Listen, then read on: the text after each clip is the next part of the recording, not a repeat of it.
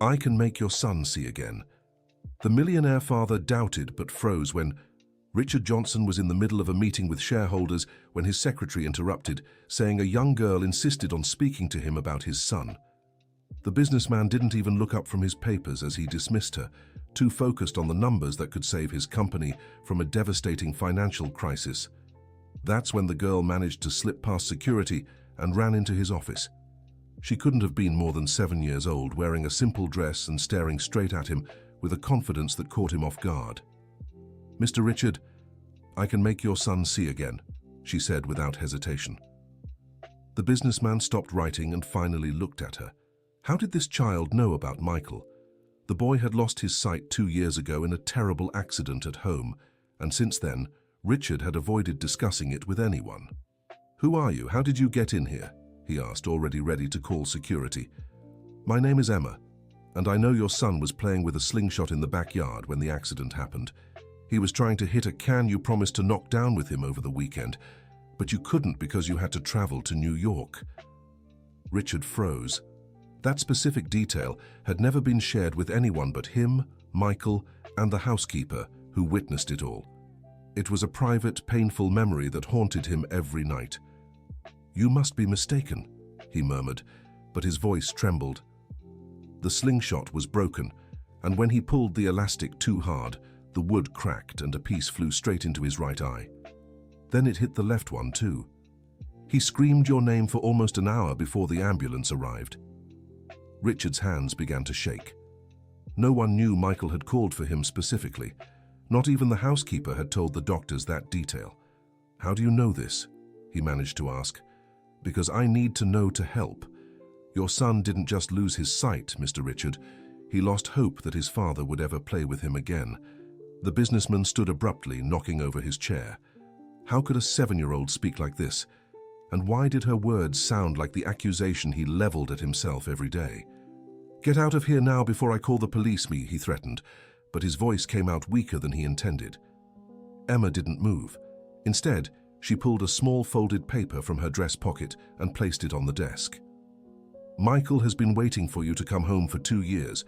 Today I'll be there at 5 in the afternoon. If you really want to help your son, show up." The girl left the office as quickly as she had entered, leaving Richard alone with the paper. He hesitated for several minutes before opening it. When he finally did, he found a raised drawing, clearly made by someone who couldn't see. It was a man in a suit holding the hand of a little boy. Underneath, in shaky, childlike handwriting, it read, "Daddy and me playing." Richard's heart raced. He immediately recognized the style of the drawings Michael used to make before the accident. But how had Emma gotten this? The rest of the meeting passed unnoticed. Richard couldn't stop thinking about the girl and her words. At 4:30 in the afternoon, he cancelled all remaining appointments and drove home for the first time in months before 9 at night. The mansion in the Upper East Side was quiet when he arrived. Richard found the housekeeper, Mrs. Jenkins, preparing dinner in the kitchen. "How's Michael today?" he asked, trying to sound casual. "Same as always, Mr. Richard. Quiet in his room with Buddy." Buddy was the golden Labrador they had adopted as Michael's guide dog. The animal had become the boy's only constant companion. "Mrs. Jenkins, a girl showed up at my office today talking about Michael. Do you know her?" The housekeeper stopped chopping vegetables and looked at him in surprise. "A girl?" "No, sir. No children come here. Michael hasn't had any friends since the accident." Richard climbed the stairs toward his son's room but stopped at the door. He could hear Michael whispering to Buddy, as he always did. It was a habit he'd developed after losing his sight, having long conversations with the dog, sharing his dreams and fears. "Do you think my dad still likes me, Buddy?" He heard the boy's sad voice through the slightly open door. "Sometimes I think he doesn't visit because he's ashamed of me." Richard felt a sharp pain in his chest.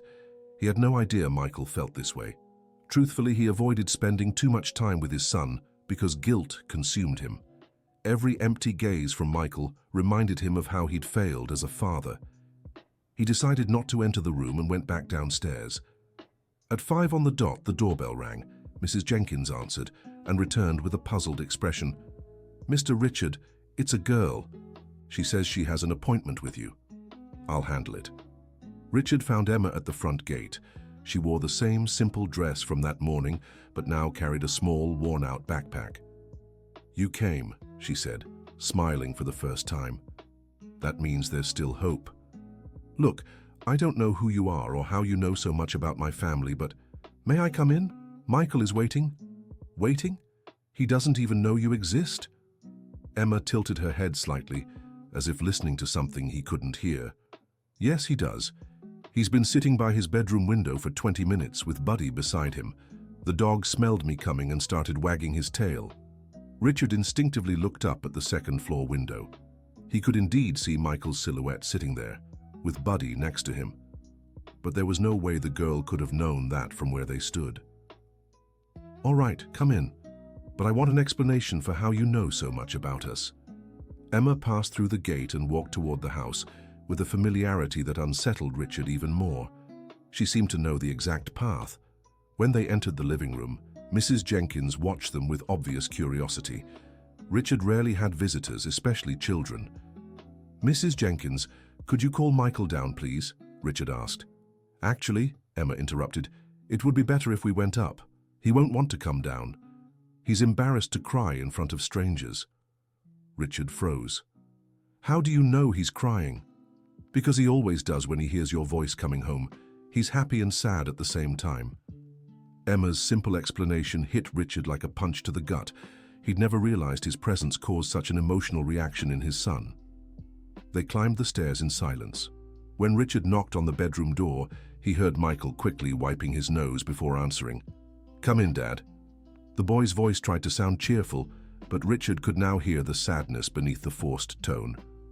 "Michael, I brought someone to see you."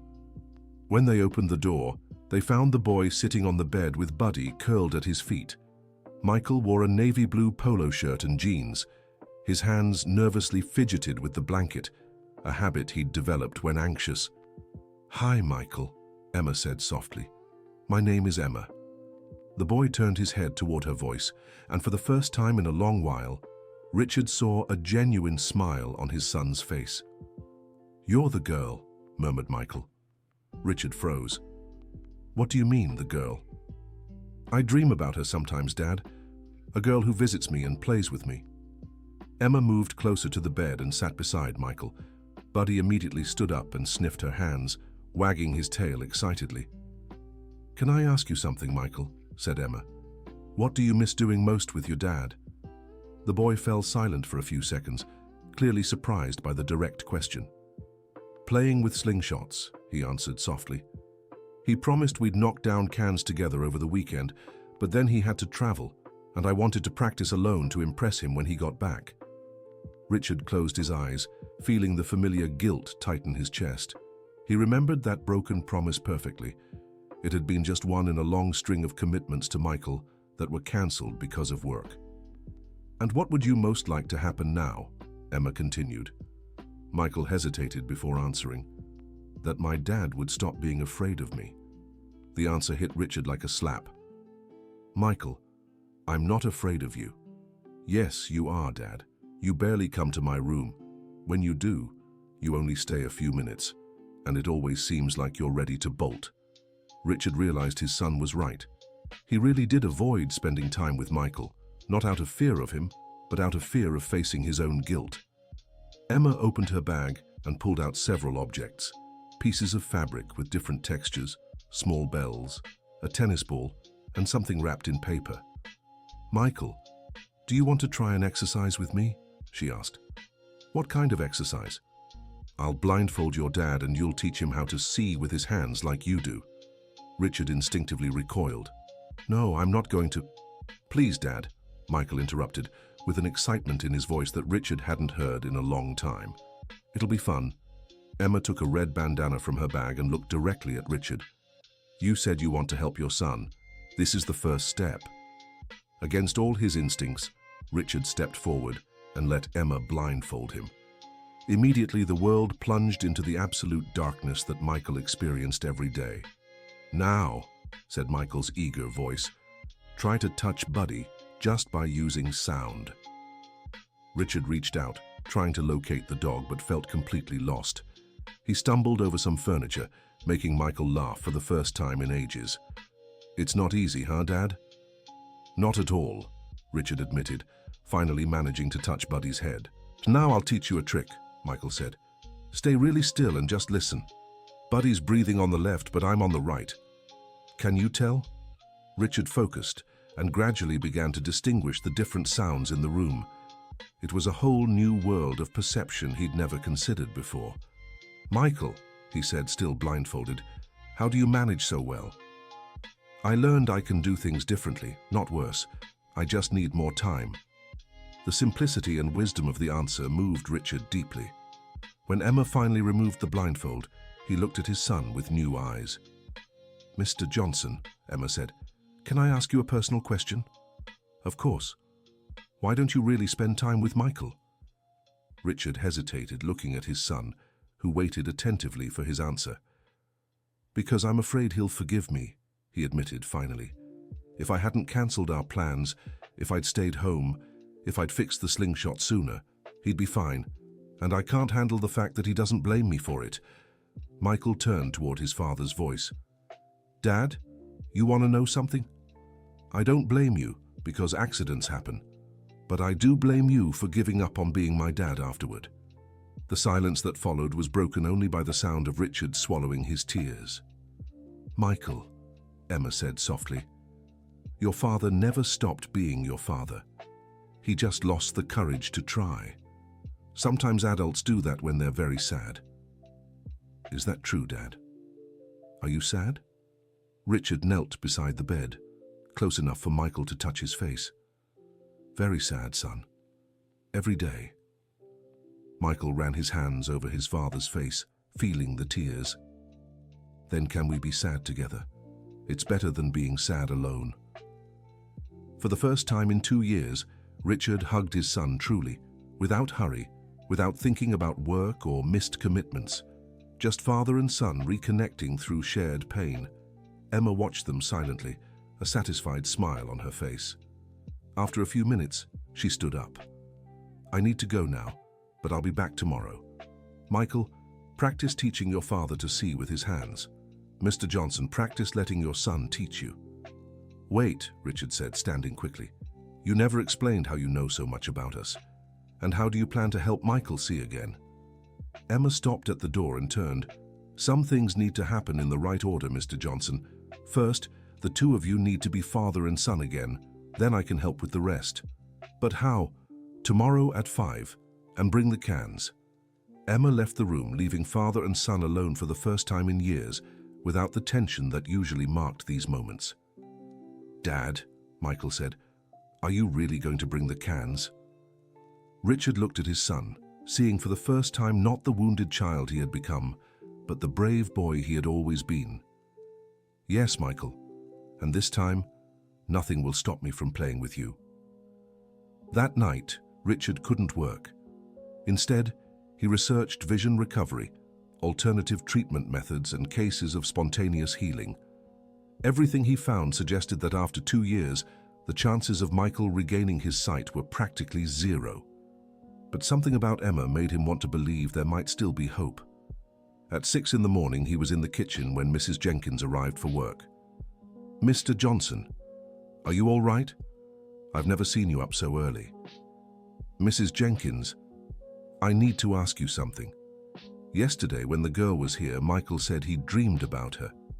Have you ever heard him talk about that before?" The housekeeper stopped putting away the groceries and looked at him carefully. "Mr. Johnson, Michael has been talking about a girl for months. He always says she comes in his dreams and that one day she'll come for real to help you both. And you didn't think that was strange? Kids have imaginations, don't they? And since the accident, Michael lives in a world a little different from ours. I thought it was normal." Richard went upstairs to check on Michael, who was still asleep. He found the boy hugging Buddy, and for the first time, he noticed how peaceful his son looked in his sleep. When awake, Michael always carried tension in his shoulders, as if constantly on alert. During the day, Richard tried to focus on work, but his thoughts kept returning to the conversation from the night before. At 3 in the afternoon, he cancelled an important meeting and went out to buy soda cans. When he got home, he found Michael in the garden with Buddy. The boy was sitting on the grass, sorting dry leaves by size using only his touch. "Hi, Dad. Did you bring the cans?" "Yes, I did. 10 empty cans, just like you asked." Michael smiled and stood up, guided by Buddy. "Emma said we'd need them today." Richard froze. "What do you mean, Emma said? Did you talk to her today?" "No, Dad, but I knew she'd want the cans. I can't explain how." At 5 sharp, Emma appeared at the door. This time she carried a larger bag and looked more serious. "Good afternoon, Mr. Johnson. Michael." "Emma!" Michael perked up immediately. "My dad brought the cans." "Great. We'll need them for today's exercise." They headed to the backyard of the mansion. Emma arranged the cans in a line with specific spacing between them. "Michael, have you tried using a slingshot since the accident?" "No," the boy answered quickly. "I'm scared." "It's normal to be scared. But today you won't aim for the cans, you'll aim for the sound." Emma pulled a brand new slingshot from her bag, completely different from the one that had caused the accident. This one had a sturdier frame and professional elastic bands. "What do you mean, aim for the sound?" Anne asked Richard. "Each can will make a different sound when hit, depending on its position and what's inside. Michael will learn to distinguish the sounds and then try to hit the can I ask for." "But that's impossible," Richard protested. "Mr. Johnson," said Emma, looking straight at him, "your son already does things you think are impossible every day. He dresses himself, walks around the house, recognizes people by their voices, distinguishes objects by touch. Why should slingshot practice be any different?" Emma's logic was irrefutable. Richard realized he had underestimated his son's abilities. "All right," he said, "but I'm staying right beside him." Emma began by lightly tapping each can with a stick, producing different sounds. Michael stayed quiet, absorbing the distinct tones. "Can you hear the difference?" she asked. "Yes. The first one is higher pitched, the third one is deeper." "Perfect.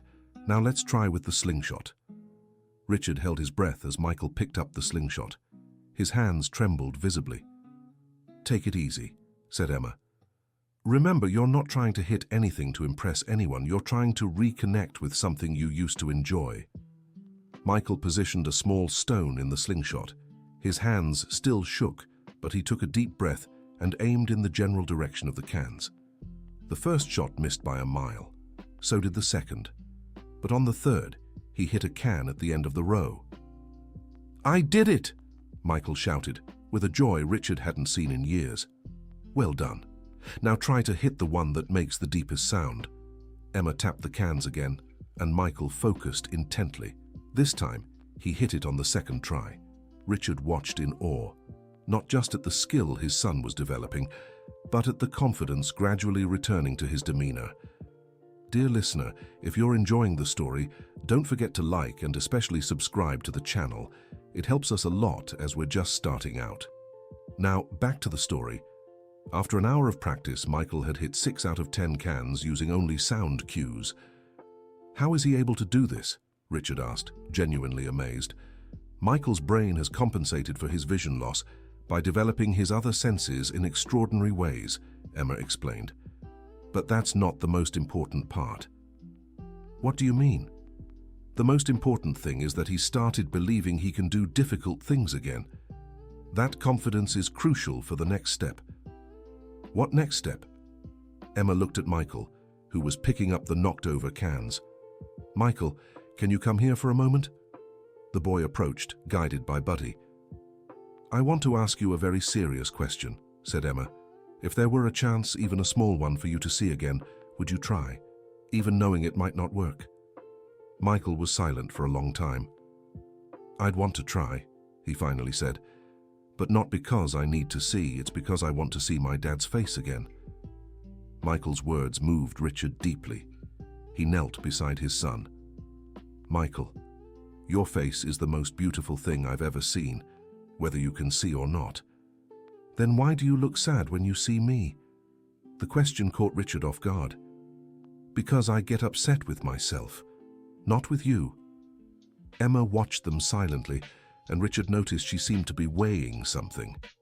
"Mr. Richard," she finally said. "Can I speak with you privately?" They stepped a few feet away, while Michael kept playing with Buddy. "I need to tell you some things about me," said Emma. "But first, I need you to promise you'll listen to everything before reacting." "All right. My full name is Emma Wilson Miller. I live with my grandmother, Mrs. Williams, in Brooklyn. She's retired but worked her whole life as a teacher, specializing in children with visual impairments." Richard listened carefully, trying to understand where Emma was going with this. "3 months ago, I started having very vivid dreams about Michael. I saw him playing alone, crying, talking to Buddy. At first, I thought they were just normal dreams, but they were too detailed." "Emma, you're 7 years old. How can you have such specific dreams about someone you don't know?" "That's the hard part to explain, Mr. Richard. Since I was little, I've had, how can I put it, a special sensitivity for knowing when someone needs help, especially children." Richard began to feel uneasy. It sounded like a made-up story. "I know it seems strange," Emma continued, noticing his reaction, "but there are documented cases of children with this kind of intuition. My grandmother took me to several doctors when it started happening." "And what did they say?" "That there was nothing wrong with me. That some people, especially children, develop a very advanced emotional perception. It's rare, but it's not supernatural." Richard wanted to dismiss it, but Emma had demonstrated knowledge about his family that was impossible to obtain through normal means. "And about making Michael see again. How do you plan to do that?" "That's another conversation. First, I need to take you to meet my grandmother. She can explain better than I can." "Emma, I'm not taking my son to meet strangers based on—" "You don't have to bring Michael, just you, tonight." Richard hesitated. Every bit of logic told him to refuse, but something about Emma made him want to hear more. "Fine, but I want some concrete answers." "You'll get them. But now I have to go. Michael's getting tired, and today was enough." Emma walked over to Michael to say goodbye. "Practice what you learned today. Tomorrow, we'll try something harder." "Will it be about seeing again?" Michael asked. "Maybe. It depends on how much your dad believes it's possible." After Emma left, Richard and Michael had dinner together for the first time in months. The boy was excited, talking about the techniques he'd learned and asking if they could practice more the next day. "Michael," Richard said, "do you really believe you can see again?" "I don't know, Dad. But today I felt like before the accident, when I did things that made me proud of myself. And that's important to you." "Yes. Because when I feel proud of myself, you do too. And then we're happy together, like before." That night, Richard drove to Brooklyn, following the address Emma had given him. It was a simple house on a quiet street, with a small garden out front. A woman around 60 answered the door. She had grey hair tied in a bun and kind eyes behind reading glasses. "Mr. Richard, I'm Williams, Emma's grandmother. Please come in." The house was modest but cozy, with shelves full of books and plants scattered throughout the rooms. "Emma told me you have doubts about her abilities," said Mrs. Williams, serving coffee. "It's understandable. Mrs. Williams, with all due respect, your granddaughter is 7 years old and claims she can cure my son's blindness. This is, at the very least, concerning." "I agree. If she were talking about a miracle cure, I'd stop her myself. But that's not what this is about." Mrs. Williams sat across from Richard with a seriousness that made him pay attention. "Mr. Johnson, I've worked for 40 years with blind and visually impaired children. I've seen hundreds of cases, some with partial recovery, others with no improvement at all. I've learned that vision isn't just a medical issue." "How so?" "There are children with severe eye damage who partially regain their sight through the right stimulation, and there are others with minor injuries who never improve because they develop emotional blocks." Richard remembered Michael's medical reports, which always mentioned that the damage wasn't irreversible, just extensive. "In your son's case," Mrs. Williams continued, "the reports I managed to access indicate there's a possibility of partial recovery. Small, but it exists." "How did you get access to Michael's medical records?" I have contacts in the health field. I worked for a long time with Mercy Medical Center. Mrs. Williams stood and brought over a folder of documents. These are cases similar to Michael's that I've followed over the years. Children who regained partial vision through specific neural stimulation methods combined with intensive emotional work. Richard flipped through the documents. They contained detailed medical reports, before and after photos, and family testimonies. But why Emma? She's just a child. That's the hardest part to explain, Mrs. Williams admitted. Emma has an unusual ability to connect emotionally with other children in distress. I can't explain it scientifically, but I've witnessed extraordinary results. What kind of results? Mrs. Williams showed more photos and reports. Children with severe emotional trauma who started speaking again, others with motor blocks who regained movement, always through methods combining sensory techniques with emotional reconnection. Richard was impressed by the documentation, but still skeptical. And how would this work with Michael? Emma believes Michael has emotional blocks preventing his natural recovery. The trauma of the accident, combined with the guilt he feels for disobeying, created a psychological barrier. What guilt? Michael isn't guilty of anything. Mr. Johnson, your son blames himself for using the slingshot without permission. He thinks he deserves to be blind as punishment for disobeying. Richard froze. He'd never considered that Michael might blame himself for the accident. How do you know this? Emma sensed it during their first conversation. It's part of her sensitivity. And today, when he managed to use the slingshot again without hurting himself, some of that guilt began to dissolve. Are you saying Michael's blindness might be partly psychological? I'm saying his recovery is being blocked by emotional factors that can be treated. The physical damage exists, but it isn't necessarily permanent. Richard ran a hand through his hair, trying to process everything. And what would the next step be? Emma wants to try a specific technique, but she needs your full cooperation, and Michael's. Most of all, she needs you to believe it's possible. Why does my belief matter? Because Michael will only allow himself to improve if he senses you won't be sad if he regains his sight. What do you mean? Your son associates his blindness with the attention he gets from you. Subconsciously, he's afraid that if he sees again, you'll distance yourself like before the accident. Richard felt as if he'd been punched. It was true. Before the accident, he'd spent little time with Michael because of work. So Michael would rather stay blind to keep my attention? Not consciously. But there is this subconscious fear, yes. Richard fell silent for several minutes, absorbing the complexity of the situation. What do I need to do? First, talk honestly with Michael about your fears and his. Then, if you still want to try, let Emma apply her method. What method is that? Mrs. Williams hesitated before answering. It's a combination of progressive visual stimulation and intensive emotional work.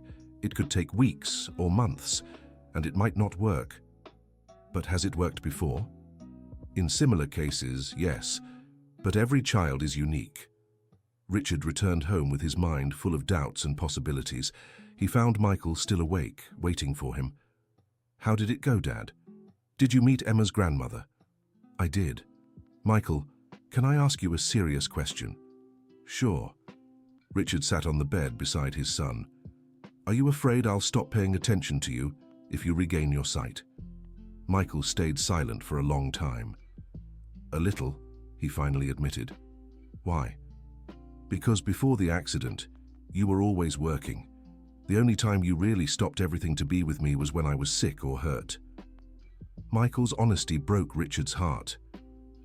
Michael, I promise that if you regain your sight, I'll keep spending time with you. In fact, I'll spend even more time because we'll be able to do more things together. Do you really promise? I promise. And you know what? Even if you don't regain your sight, I'll still spend time with you. Because I like being with you no matter what. Michael moved closer and hugged his father. Then I want to try what Emma has planned. Are you sure? Yes, but Dad? Yeah? If it doesn't work, you won't be disappointed in me, right? Richard hugged his son tighter. Michael, I'll only be sad if you give up on trying new things. It doesn't matter if it works or not. The next day, Emma arrived with more equipment. She brought special glasses, flashlights of different intensities, and a device Richard couldn't identify. "We'll start with light perception exercises," she explained. "Michael, can you tell when there's light or not?" "Sometimes. It depends on how bright the light is." "Perfect. Today we'll just work on that." For the next hour, Emma used the flashlights to create light patterns at different intensities. Michael could detect some variations, especially the brighter ones. "Very good," said Emma. "Now let's try something a bit more challenging." She positioned Michael in front of a large window with natural light filtered through curtains. "Can you tell there's a window in front of you?" "Yes, it's brighter on this side." "Great. Now I'll move my hand between you and the window. Try to notice when it blocks the light." Richard watched in fascination as Michael concentrated intensely. Gradually, the boy began to identify when Emma's hand blocked the light. "This is amazing," Richard murmured. "It's just the beginning," said Emma. "Michael, how do you feel?" "Strange. It's like I don't know how to explain it." "You don't need to explain. Just feel it." Dear listener, if you're enjoying the story, please take a moment to like and especially subscribe to the channel. It helps us a lot as we're just starting out. Now continuing. After 2 weeks of daily exercises, Michael began to distinguish basic shapes when the lighting was good.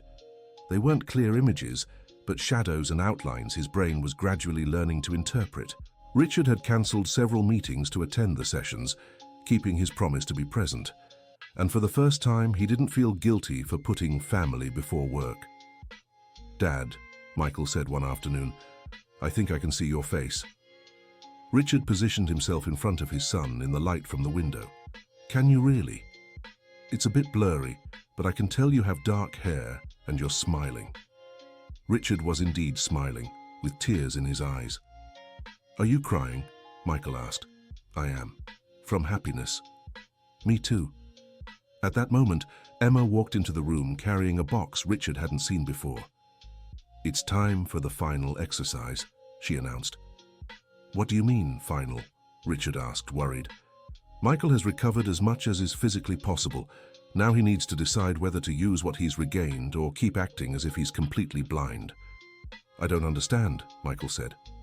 Emma opened the box and took out a small mirror. "Michael, I want you to look at yourself." The boy hesitated, clearly nervous. "What if I don't like what I see?" "Then at least you'll know who you are now, not who you were before the accident." Michael took the mirror with trembling hands. Slowly he held it up to his face. "I can see myself," he whispered in awe. "It's not clear, but I can see myself." "And what do you think of what you see?" Michael studied his reflection for a few minutes. "I look older, and stronger than I remembered." "Because you are stronger," Richard said. "Much stronger." "Dad, can I see you too?" Richard stood beside his son in the mirror. Together, they looked at their blurry but visible reflections. "We look like a real family," Michael said. "We've always been a real family. We just forgot for a while." Emma watched them with evident satisfaction. "My work here is done," she said. "What do you mean?" Richard asked. "Michael still can't see completely. And he may never see completely, but he's regained enough to live a normal life. And more importantly, you two have rebuilt your relationship." Richard realized Emma was right. Regardless of how much vision Michael had recovered, something far greater had been restored between them. "Emma," Michael said, "will you still come visit us?" "Whenever you want. But now as a friend, not as whatever I was before." "You were our savior," Richard said, "and you always will be." 3 months later, Michael was attending a regular school with special support for his partial vision. He could move around on his own, distinguish people and objects, and even read large print text.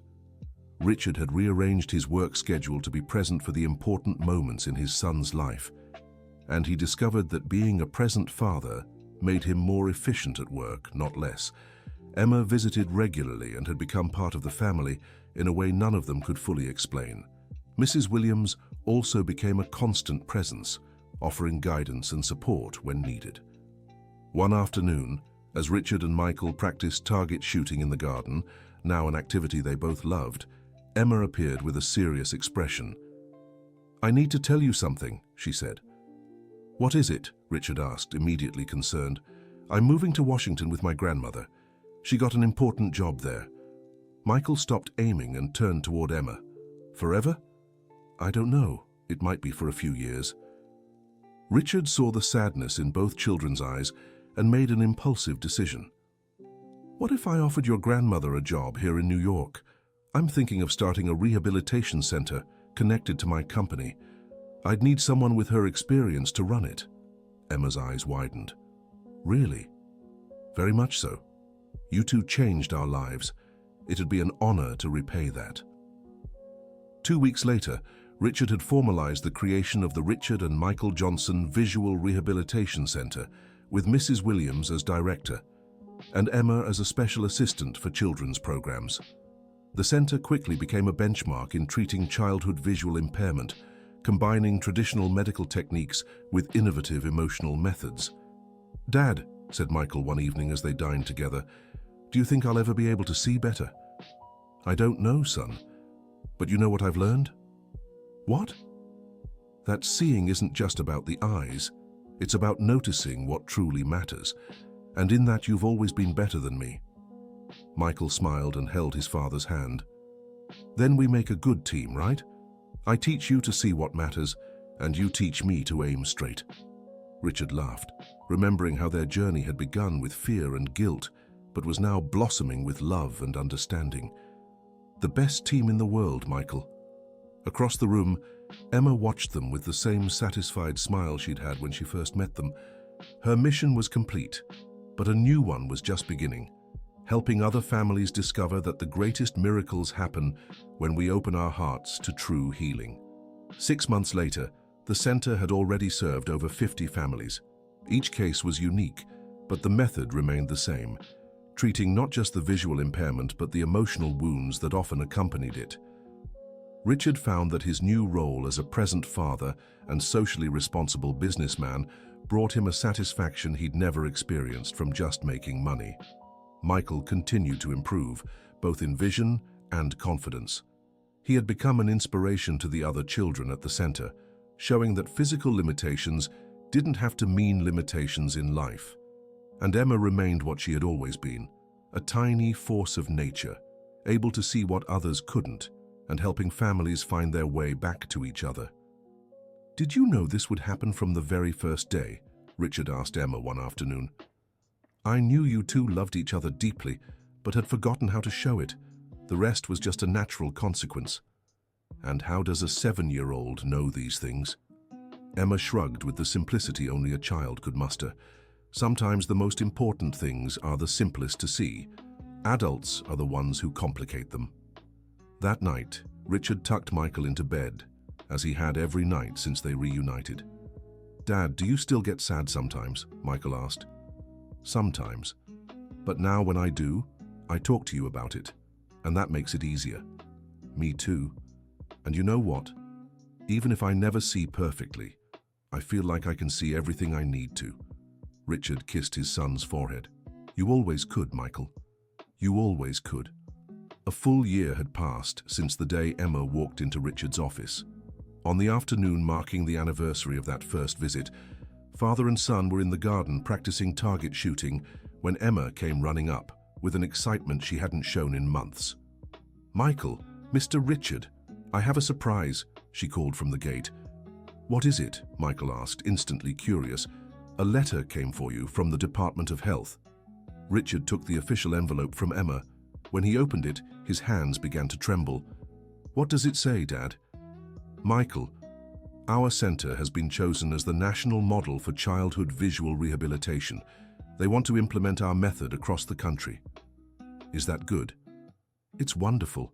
It means what Emma did for us can now help thousands of other families." Emma started jumping for joy. "Does that mean I get to travel all over the United States helping other kids?" "If your grandmother agrees, yes," Richard said, smiling. Just then, Mrs. Williams appeared at the back door, having heard the commotion. "What's all this excitement about?" Richard showed her the official letter.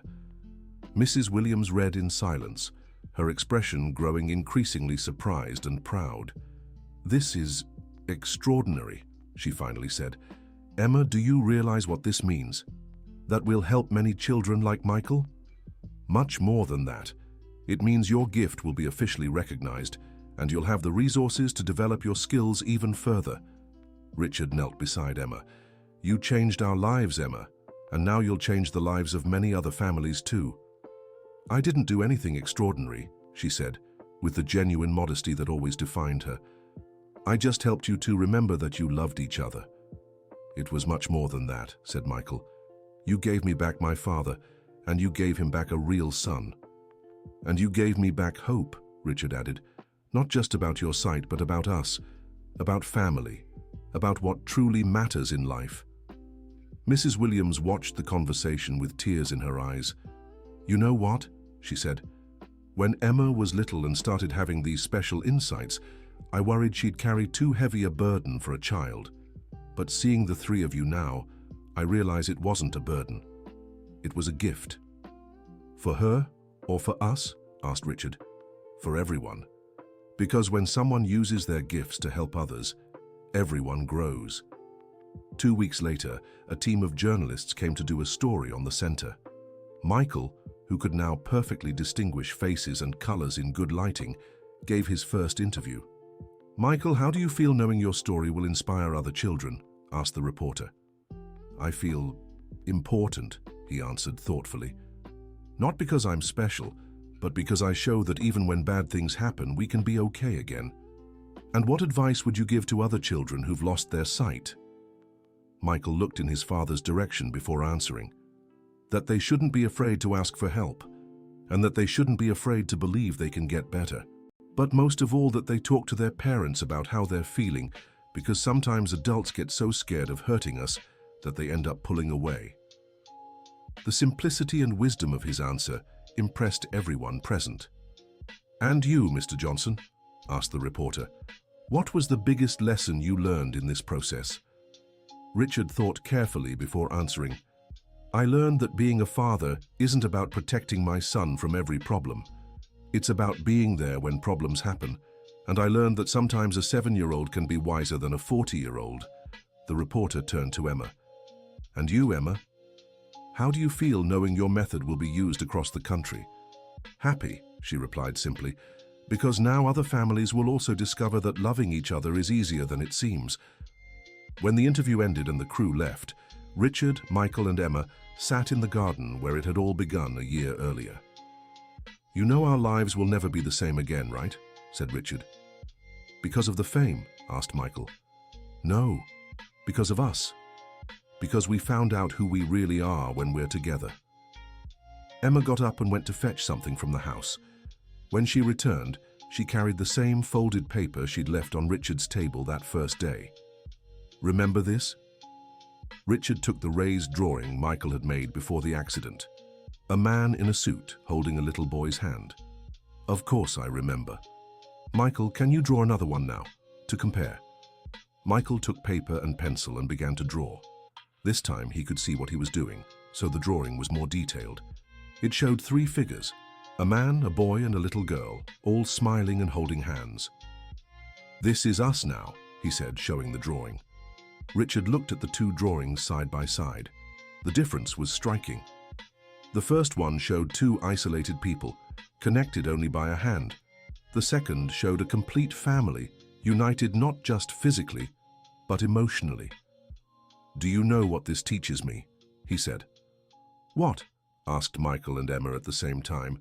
"That sometimes we need to lose something to discover what we truly have, and sometimes a person comes into our lives to show us what was always there, but we had forgotten to see." That evening, as the sun set over the garden of the mansion in the Upper East Side, 3 people who had found each other through pain discovered that true healing wasn't in restoring sight, but in restoring love. Michael would continue improving gradually, eventually regaining about 80% of his vision. But even on days when his sight grew blurrier, he never felt lost again, because he had learned to see with his heart. Richard would become one of the leading advocates for the inclusion of visually impaired people in the United States, using his business influence to create opportunities and break down prejudices. And Emma would grow to become one of the most respected therapists in the country, always remembering that the greatest miracles happen when people let love conquer fear. But in that moment, sitting in the garden where they had reunited, they were simply a family. Imperfect, like all families, but real, present, and full of love. "Dad," said Michael, watching the sunset he could now see in its vibrant colors. "Yes? Even if I lost my sight again tomorrow, I'd still be happy. Why? Because I've already seen what I needed to see. I've seen that you love me. I've seen that Emma is my true friend, and I've seen that we're a family." Richard hugged his son, with Emma joining the embrace spontaneously. "And I've seen that love can heal anything," said Richard, "even a heart that thought it was broken forever." "And I've seen," added Emma, "that sometimes we don't need to understand how things work. We just need to believe they can." As night fell over New York, three people who had found each other when they needed it most remained embraced, knowing some bonds are stronger than any explanation, and that true love always finds a way to see through the darkness. End of story. Now tell us what you thought of this touching story. Do you believe a family's love can truly heal such deep wounds?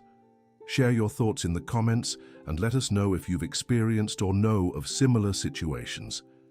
If this story touched your heart, don't forget to like and subscribe to the channel so you won't miss other stories that show the transformative power of love and family.